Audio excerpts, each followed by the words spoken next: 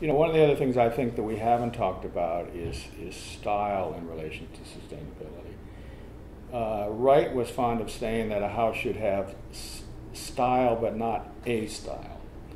And what he meant by that, and I think it's still applicable today, is that I have so many people who come into my office and say, and these are very intelligent people, say I want a French chateau, or I want a colonial, or I want a this or that. They have a preconceived notion of style. And my take on it is you should end with a style, not start with one. And that style is really a result of looking closely at the inherent problems of our time.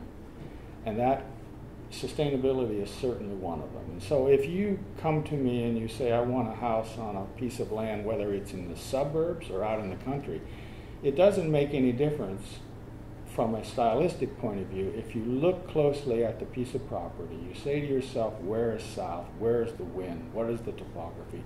What materials should I be using that are relevant to our time? What kind of windows should I be using? How do I live in the 21st century as opposed to the 19th or the 20th?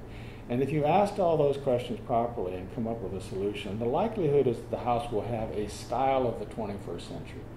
I don't know what that is. I don't even want to begin to try to put a name on it, because I think that's an historical reference rather than an actuality of the 21st century.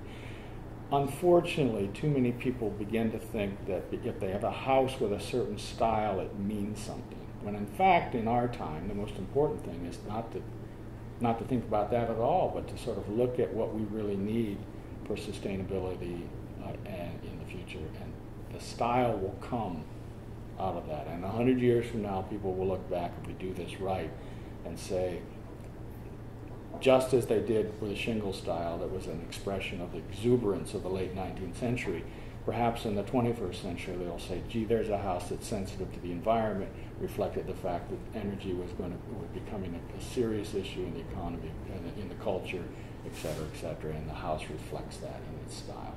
So that's what I mean by style.